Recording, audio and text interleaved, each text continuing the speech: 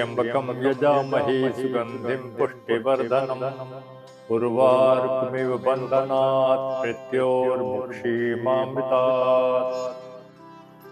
हमारी वैदिक संस्कृति में, आर्य सभ्यता में या भारतीय संस्कृति में यदि हम गहराई से देखें तो पता चलेगा कि इसमें यज्ञ का बड़ा महत्व है।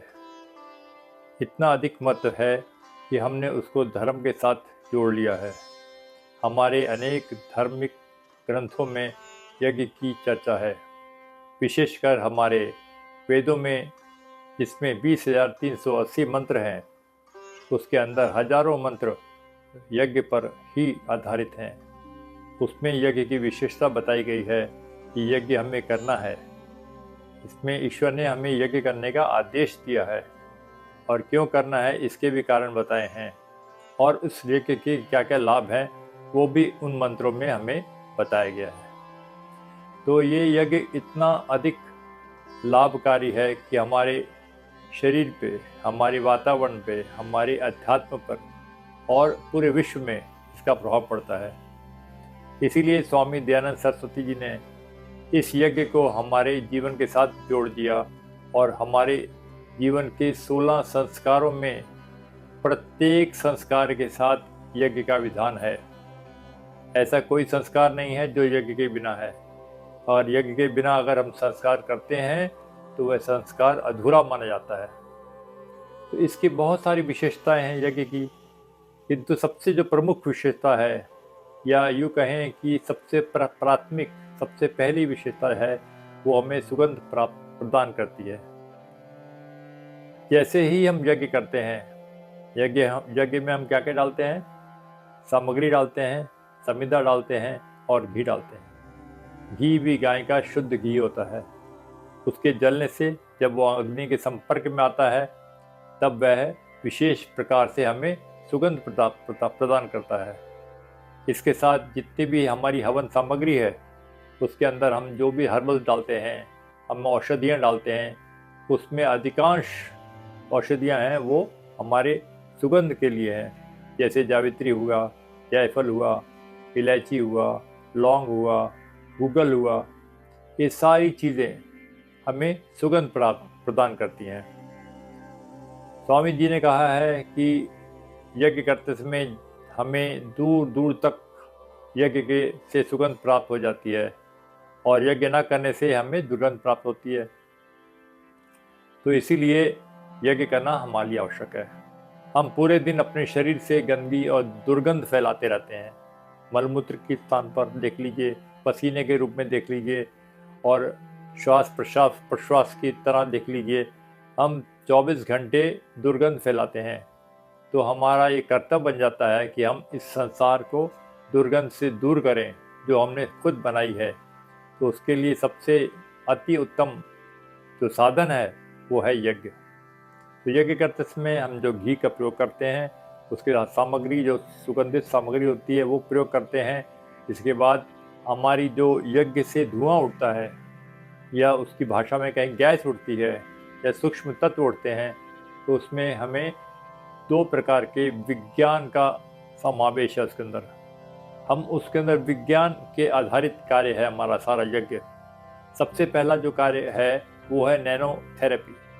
जो भी चीज़, जो भी वस्तुएं, जो भी सामग्री, जो भी समिधाएं हम इसमें अग्नि में डालते हैं, आग में डालते हैं, तो आग का गुण है हर चीज़ को छिन्न भिन्न करना, छोटा छोटा करना, टुकड़े टुकड़े करना, और टुकड़े टुकड़े करने के बाद उसको भस्म करना, जला देना। जला देने के बाद उस जड़ वस्तु को, उस सॉलिड वस्तु को सूक्ष्म बना देना, और आखिरी में उसको गैस में कन्वर्ट कर देना। तो जब हम सामग्रियाँ और समिधाएँ डालते हैं तो वो सूक्ष्म हो जाती हैं। तो ये नैनो थेरेपी है। जितनी वस्तु सूक्ष्म होगी, छोटी होगी, बारीक होगी, उतनी ही पावरफुल होगी। इसी सिद्धांत पर होम्योपैथिक चिकित्सा चल रही है। हम उसमें भी सूक्ष्म से सूक्ष्म चीज़ों का औषधि के रूप में प्रयोग करते हैं। जड़ वस्तु से सूक्ष्म वस्तुएं ज़्यादा पावरफुल होती हैं, सूक्ष्म से अणु पावरफुल होता है, अणु से परमाणु पावरफुल होता है। जितना परमाणु सूक्ष्म होता है उतना ही ज़्यादा विस्फोटकारी होता है। तो यज्ञ में जब हम चीज़ें डालें तो वो डालते हैं तो वो सूक्ष्म होकर पूरे वातावरण में फैल जाती हैं। और दूसरा जो थेरेपी काम करती है इसके अंदर वो है एरोमा थेरेपी, मतलब सुगंध की जो थेरेपी है आजकल जो चल रही है, वो जगह जगह आपने देखा होगा कि अनेक फलों से, फूलों से और पौधों से उनके जो सुगंधित पदार्थ हैं उनको लेकर उसको हम ऑयल में कन्वर्ट कर देते हैं, जिसे हम एसेंशियल ऑयल कहते हैं। और वो लगाने से अनेक प्रकार के हमें दुख दर्द, हमारी चिंताएं, हमारी डिप्रेशन दूर होते हैं। अलग अलग सेंटर बने हुए हैं एरोमाथेरेपी के, वहाँ जाकर लोग अपने इस रोगों से इसी ऑयल के थ्रू दुख का, रोगों का निवारण करते हैं। तो यही फिलॉसफी, यही थेरेपी, यही क्रिया, यही प्रतिक्रिया हमें यज्ञ में भी हम प्रयोग करते हैं। यज्ञ में भी हम जो सुगंधित पदार्थ डालते हैं वो सूक्ष्म होकर हमारे सबसे पहले जो कार्य करता है वो नासिका के माध्यम से हम जो श्वास लेते हैं, सांस लेते हैं, वो नाक के माध्यम से हमारे मस्तिष्क तक पहुंच जाता है। हमारे आज्ञा चक्र में, जिसे हम इंग्लिश में पिट्यूटरी ग्लैंड कहते हैं, वहाँ अल्फैक्टरी लोब है, जहाँ छोटे छोटे बारीक बारीक करोड़ों रिसेप्टर बने हुए हैं जो इस यज्ञ की धुएं को, अग्नि को, सुगंध को कैच करते हैं और फिर वो मस्तिष्क को इलेक्ट्रोमैग्नेटिक फील्ड के थ्रू मैसेज पहुंचाते हैं। और जैसे ही मैसेज मस्तिष्क को पहुंचता है, मस्तिष्क के अंदर वो सुगंध को पकड़ने की क्षमता होती है, उसको वो समझ आता है कौन सी सुगंध है।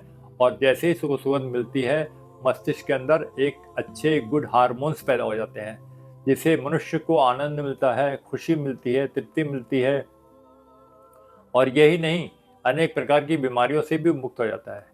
जितनी भी हमारी शारीरिक बीमारियां हैं उससे अधिक हमारी मानसिक बीमारियां हैं, और मानसिक बीमारियां हमारे मस्तिष्क में होती हैं, जैसे भय है, कुंठा है, डर है, घबराहट है, तो फोबिया है। ऐसी बहुत सारी चीज़ें हमारे मन में रहती हैं, वो इस सुगंध से और यज्ञ के धुएं से, यज्ञ की अग्नि से बहुत प्रकार से ठीक हो जाती हैं।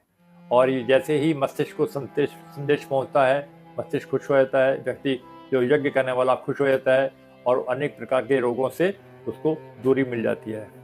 क्योंकि यज्ञ के धुएं में बहुत सारे एसिड पैदा होते हैं, जैसे फॉर्मिक एसिड है, एओलिक एसिड है, लॉरिक एसिड है, पैल्मिक एसिड है, और अनेक प्रकार के ग्लिसरीन भी पैदा होती है। ये सारी जितने भी एसिड हैं और तत्व हैं वो बहुत ही सुगंध वाले होते हैं। तो इस सब मिलाकर यज्ञ का जो प्रमुख कार्य है वो सुगंध का है। और कहा भी गया है वेदों में, नासा ही शिरोद्वारम, ये जो नाक है वो सिर का द्वार है। जो जो चीज़ें हम मस्तिष्क में डालना चाहते हैं, भेजना चाहते हैं, वो नाक के माध्यम से जा सकती हैं।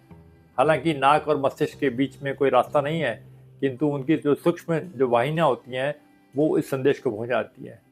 तो यज्ञ करते समय सबसे पहला काम हमने किया कि हमने सुगंध प्राप्त की, और इसके साथ साथ अनेक प्रकार के हम रोगों से भी दूर हुए।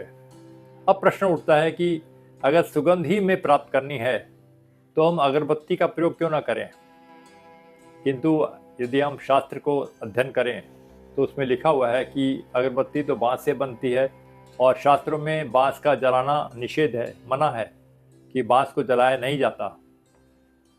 एक तो शास्त्रों में निषेध है, और विज्ञान के हिसाब से अगर देखें तो उसमें एक बहुत ही खतरनाक एसिड होता है जो जलाने से, लेड नामक एसिड होता है, जिसको जलाने से हमारे नाक के माध्यम से हमारे चेस्ट में जब जाता है धुआं उसका, अगरबत्तियों का, तो सर्दी, जुकाम, खांसी, टीबी आदि बीमारियां, हमारी छाती के जितने भी रोग हैं वो पैदा हो जाते हैं। और अधिक अगरबत्ती के प्रयोग से हमें कैंसर तक भी हो सकता है। इसीलिए अगरबत्ती का प्रयोग निषेध है।